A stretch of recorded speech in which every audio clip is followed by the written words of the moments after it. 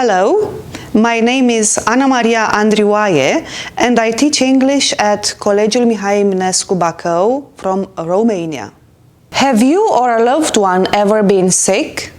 Then you understand the value of effective communication with the patient, whether you are a nurse or a doctor, working in a hospital, in a general practitioner's private practice, in a clinic, in a public healthcare institution, etc. What is meant by communication? Well, it's a two-way process by which messages are transmitted and received. It relies on an effective sender-receiver relationship. Anyone can learn and practice communication skills, which is great news. Communication is very important in healthcare. The purpose of communication in healthcare is to reach understanding. A message that is not transmitted or understood cannot be considered as communication. Patients often misunderstand what they are being told as they are under the pressure of being sick. You, as a medical professional, need to make sure that your messages are understood by the patients and their relatives. Is communication important? Definitely. But the better question is, how important is communication? Well, it's hugely important. Communication with patients and their families is a major component of the healing process. It is the most accessible tool that you have when working with patients and their relatives, as you do not need any medication, equipment, or specially designed facilities. The medical professional needs basic communication skills, a large part of which are acquired during studies. For some, communication is easier. For others, it is more difficult. Facilitating communication is achieved through learning and practice. What is the impact of effective communication? Communication with patients and relatives aims at collecting information, passing it on to other medical professionals, and then back to the patients.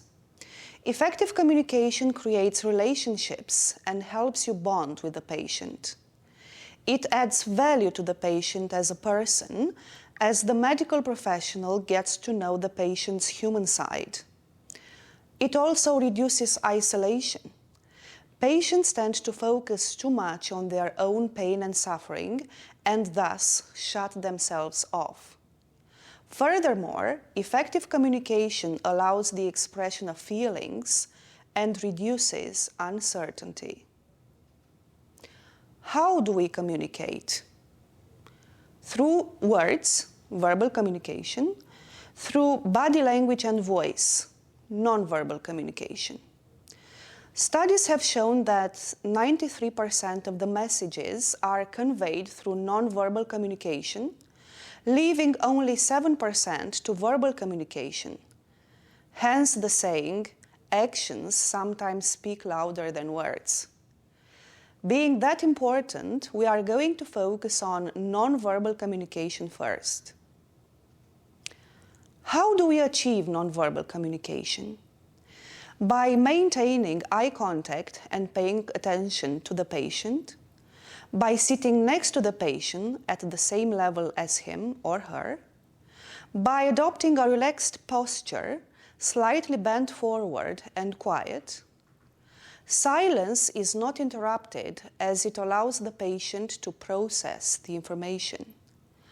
Responses are encouraged by nods of approval, little noises, or words of approval. Non-verbal communication is also achieved by paying attention to the facial expression of the patient and by touching, only if it is appropriate in the patient's culture. I will always remember that comfort that I felt when the good doctor touched my hand and gently told me, "Well, it was only a serious indigestion. You are going to be fine." Here is some practical advice for verbal communication with the patients. Be sure you understand the patient by asking appropriate questions. You said you urinate at night. Does it happen once or more often? Highlight the most important points in the patient's record to make sure you understand his medical history. Be respectful and polite at all times. Avoid using medical terms that the patient or family may not understand.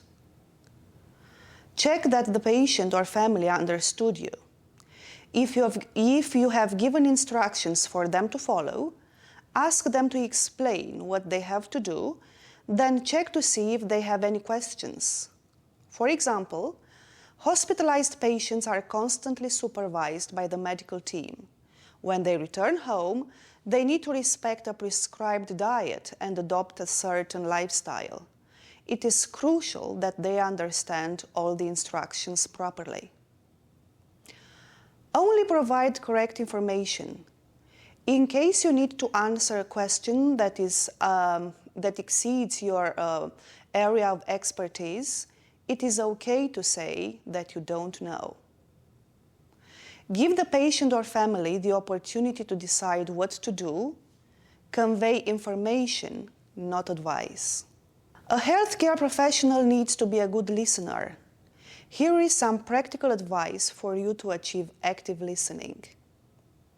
First of all, choose a quiet place for the conversation and also a favorable time.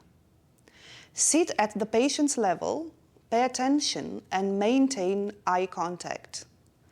Actively listen, don't interrupt, and allow silence.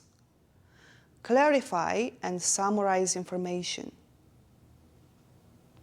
In conclusion, treat your patients as you would like to be treated yourself. Communicate with the patient's relatives as if they were a part of your own family. Thank you.